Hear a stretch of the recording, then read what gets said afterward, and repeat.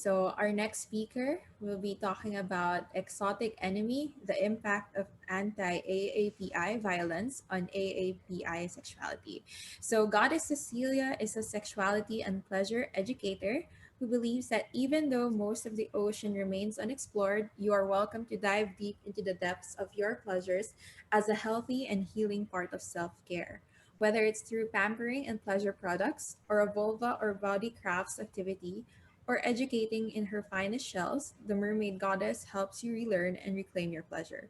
So she is a Filipino woman with long dark hair, wearing a white t-shirt, long dangling earrings, and a mother of pearl necklace. I'll now turn over the floor to Goddess Cecilia. Hi, everybody. Good evening, even though it's morning over here in the US. Um, Thank you so much for hosting this event. Dr. Martha, thank you so much for having me. And I'll begin. So when I was 4 years old, my mother and I moved from the Philippines to Los Angeles, California to join my father. At the time of our big move, the Philippines was just coming out of martial law and the Marcos era. I know my parents wanted to make sure that I had more opportunities available to me, and the United States seemed to promise that American dream of prosperity to all those who landed on its shores. I found that I was still able to be surrounded by Philippine culture because of my large extended family and other Filipinos living in Los Angeles. But at school, I was teased for having an accent. I remember making the conscious decision to stop speaking Tagalog so that I could lose the accent faster. As a little kid, I didn't know that being teased for it was not okay. Nor did I know back then that this simple choice was a way that I internalized white supremacy, and that assimilation can only go so far if you don't share the same phenotype as the oppressors in society. Now, what does white supremacy mean? White skin is certainly not specific to people in the United States and Europe, but in this talk, when I talk about white supremacy, I'm referring specifically to the belief that the white race is inherently superior to other races and that white people should have control over people of other races, including but not limited to Black and Jewish peoples.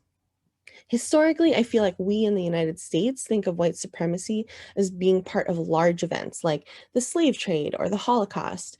But white supremacy is sneaky and not always overt. It could look like comparing one ethnic group's abilities to another, or incarcerating a higher rate of one group versus others, or making an assumption about the kind of job that a person has based on their ethnic group. It could look like someone wanting to only date someone within their racial or ethnic group to maintain the purity of their race, or it's stating that you would never date someone from a specific race or ethnic group because that's just not your type. I use these examples because at one point or another, some of these thoughts have definitely gone through my head. Specifically, when I was much younger, I used to say that I wasn't really attracted to other Asian folks. I would joke about it saying that we would have like too many similarities. But I recognize and I know now that that is another way that I internalized white supremacy. My desire to fit into the United States culture meant that I would attempt to adopt a point of view that is promoted by mainstream, aka white, culture, placing my cultural identity at a lower level of importance and attractiveness. It meant subscribing and not questioning how society operated. I knew there were some things that were not acceptable, like being teased about the shape of my eyes over and over again by different people, but it wasn't until adulthood that I began to examine how I internalized white supremacy and to slowly work my way out of that way of thinking. My lived experience is only one small example of how assimilation into white supremacist culture might look like. There are countless examples, not just of immigrants, but even of children of immigrants who are born in this country. Because of the white supremacy built into the governing and culture of the United States, there will always be an assumption that anyone who isn't white isn't from here, that they didn't grow up in the same neighborhoods or attend the same schools or understand the same pop culture references. One glaring example of this is how so many people questioned the legitimacy of Barack Obama's presidency because they questioned where he was born. That same attitude extends to all other non white people of color, including indigenous folks who were here long before white Europeans sailed over. White supremacy branches into colonialism when one group of people attempt to overtake another group for the purposes of political, social, and economic gain. Certainly, I could use examples of the systematic genocide committed against indigenous tribes here in the US. However, I'm certain that you could all point out one moment in history of your country and our culture where colonization took place. The attitudes against Black, Indigenous, and other people of color in the United States affect all of us. They have historically pit us against each other within the United States, but it also extends to how they treat other cultures around the world. For this talk, let me lay out the various and unfortunately not well publicized history of white supremacy directed at Asians in the United States. Anti-Asian hate truly began during the gold rush and the railroad era. Companies started hiring Asian immigrants because they could pay them far less than poor working class white folks and white European immigrants who were also looking for work. Because of this, Asian immigrants, and the majority of whom were from China, were used as a scapegoat for their lack of employment. In 1875, the US wrote its first ever federal law that restricted immigration, and it was directed at Asian immigrants. Specifically, it was directed at Asian women. The Page Act basically stated that Chinese, Japanese, or any, quote, Oriental women were prohibited from entering the country because they may be engaging in undesirable behavior, namely sex work. Think about that for a second. Not only did they see Asian immigrants as a threat for their jobs, but they also saw them as a sexual threat. They claimed that the law was to prevent sex work, but what it actually did was prevent Asian men from bringing their families or from finding partners. Between the 1882 Chinese Exclusion Act and World War II, there were many instances of anti-Asian hate and discrimination, some of which included rioting against specific groups of Asian folks. For example, there were the 1907 Bellingham riots in Washington state, which targeted South Asians, and the Watsonville riots in 1930 in California, which targeted Filipinos. In the late 1960s, the concept of the model minority began to surface. The model minority myth was framed positively by highlighting Asian and Jewish work ethic and the importance placed on education as a reason for their relative successes. But what it was really saying was that Latino and Black folks did not have the same worth ethic or care about education.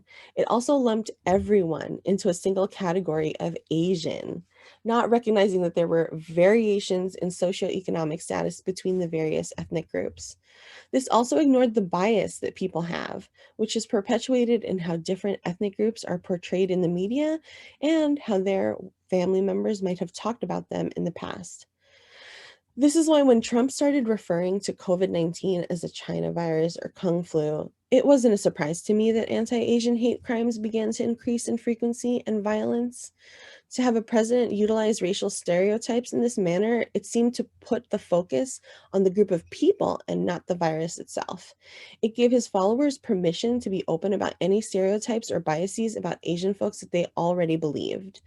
People became very comfortable with blaming the pandemic on anyone who looked Asian, and unfortunately, it resulted in more than 3,700 incidents being reported from March 2020 to February 2021 on stopaapihate.org.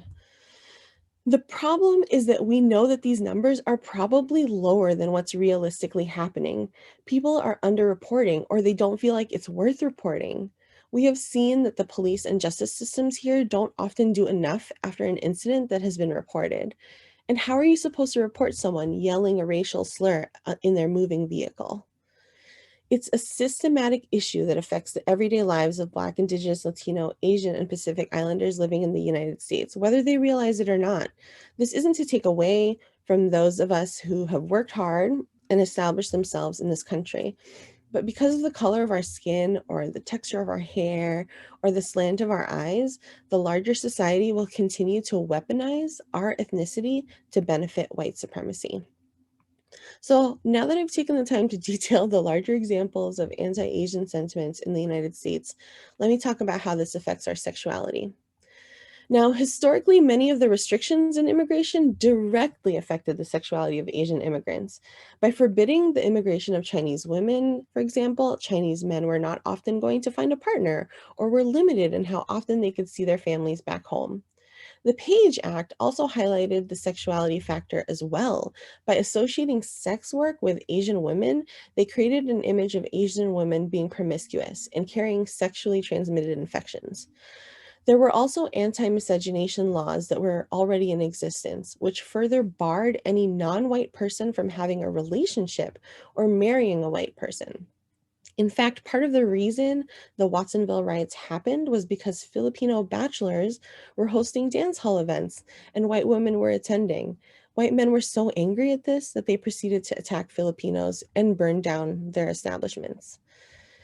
In the most recent large scale attack against Asian folks, a shooter drove to 3 different massage and spa locations that were owned or staffed by Asians. He said he wanted to, quote, eliminate a temptation.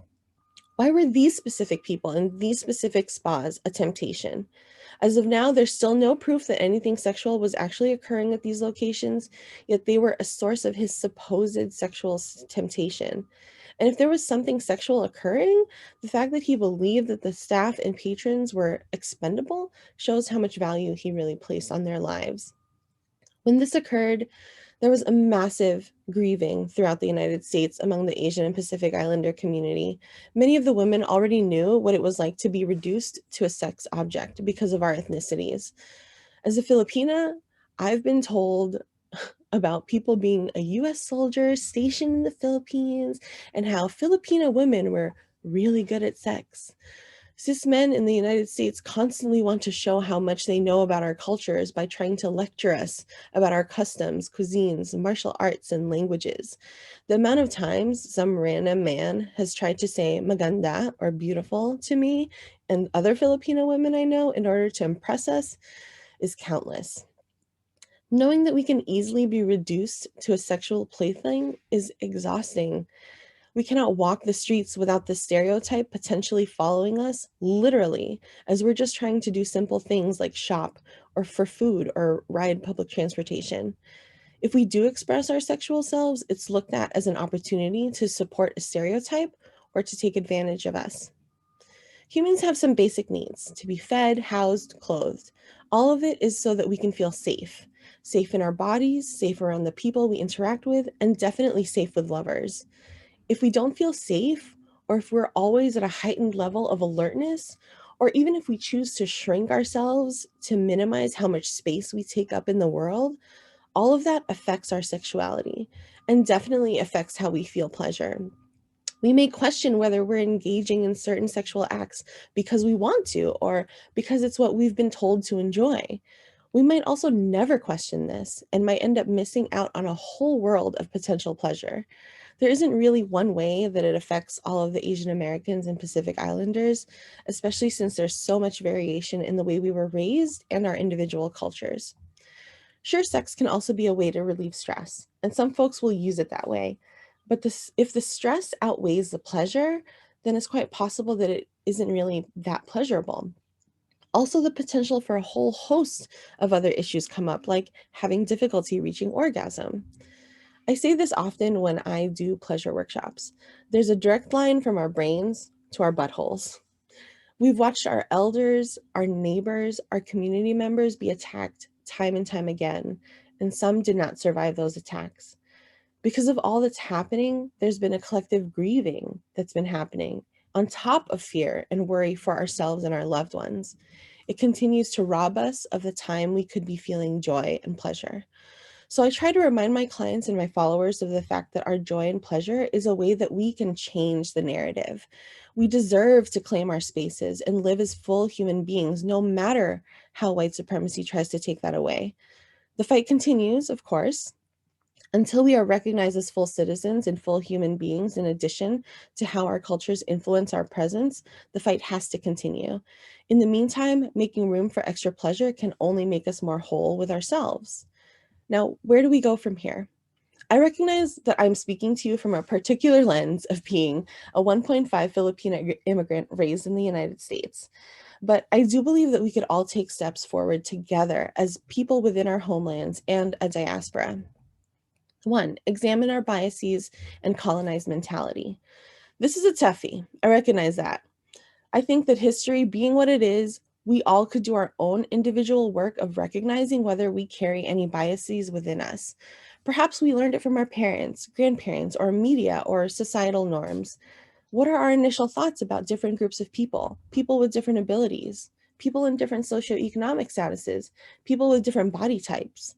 Recognizing that our biases may or may not, or what they may or may not be, is a step towards then examining how colonization has impacted us. And that's honestly a whole different conversation for another time. 2, recognize that white supremacy needs to be abolished, and it affects not just the white folks in the United States, but all of the people of the world. White supremacy doesn't want any of us to survive, much less feel joy and pleasure. But we deserve to thrive. We deserve to have all the pleasure and all the orgasms we want. We deserve to have families if we wanted, to have children and descendants grow up in a world where we wouldn't have to fear for their survival. Lastly, part of abolishing white supremacy is abolishing the belief that we're just supposed to get over any trauma we may have experienced. As we have learned from our previous presenters, trauma affects so much of our lives, even though it doesn't have to define us. Understand that trauma and healing are different for everyone, and sexuality and pleasure can be affected by trauma and can also be part of the healing. At the end of the day, our sexuality and our pleasure are ours. They're part of who we are, and we carry them with us even when we're not always fully aware of it. I know that I and other Asian American and Pacific Islanders will continue to fight towards justice and equity and the abolition of white supremacy. And you better believe that we're going to continue living our full lives, our full sexual lives, while we're doing it. Thank you all. Thank you for that sharing, Goddess Cecilia. So the floor is now open for questions. So there's a question. How is the situation now there in the US with all the anti-Asian hate crimes? How are you navigating through that as an Asian woman? Well, unfortunately, there are things happening still every day. They're not always in the news, unfortunately, unless someone happens to pick it up on social media. And sometimes it's hard to know whether or not it's like directed specifically at them because they're Asian, or just because it just so happens that, it's like a coincidence that they're Asian. But I'm hoping that people are paying attention, and that I think that there's a lot of groups out there who are trying to be really vocal and trying to provide education, trying to help people be better bystanders too, because a lot of what we've seen is that when someone gets attacked, some people don't feel like they can do anything. And we need our other community members who aren't Asian to be able to step up and help us out if we need it. So there's a lot of that. And it is tough. It's a weird time, because I feel like especially because of the model minority myth, people who are Asian have kind of gotten very comfortable in kind of being under the radar. Like, we're kind of like, okay, like, I'm just gonna do my thing, I'm just gonna like move along my life, and all of a sudden it's like we're very visible. And it's weird because we've been invisible our whole lives, and to suddenly be so visible is frightening. And my hope is that it'll help us be better allies to other people of color. But that's a whole other issue that's happening here, unfortunately, is that there's a lot of people who are playing into, the idea that, oh, well, it's other people of color too who are harming us, which is true, but it doesn't mean that they aren't acting within the realm of white supremacy, right? Sorry, that was a long answer for all of that. So second question, is there a difference between having a preference and yellow fever? Oh God. So Oh God, yellow fever. Mm. Yes, there is, right? Like we can have preferences, like totally. You can prefer someone who um might be like a specific height, who might, you know, look a certain way. You might have a specific preference towards a specific gender, but yellow fever is fetishization because it hones in on specifically a specific group of people, right? And it only sees them for that specific sexual reason. Um, and to have a preference doesn't mean that like all of a sudden you're suddenly attracted to someone who's short and you're like, oh God, like, well, I can't be attracted to them because they're not tall. And so I'm not going to have any relationship with them. Like that's discrimination, right? It to have a preference is like, okay, you might like certain things, but it doesn't mean that you only exclusively like that thing, or you would never consider other people, right? So yellow fever is very like directed, very pointed, and it fetishizes the people instead of looking at the individual. So two more questions. Second to the last would be: would you say the pandemic made it worse? Yes, and I think that we've learned a lot from the Black Lives Matter movement because people have started using um, their resources to talk more about it. I don't think that I think that yes, there's the spike, the increase is real. There's definitely more, but I think it's always been happening. We just didn't have the technology before to document it, or the places to report it, right? Like I said in my presentation, how, like if someone yelled at me from a moving vehicle, how am I going to report that to the police? What are they going to do about it? So most people don't do anything because what is anyone going to do about it? You know what I mean? Um, yeah. So yes, and it was already pretty bad.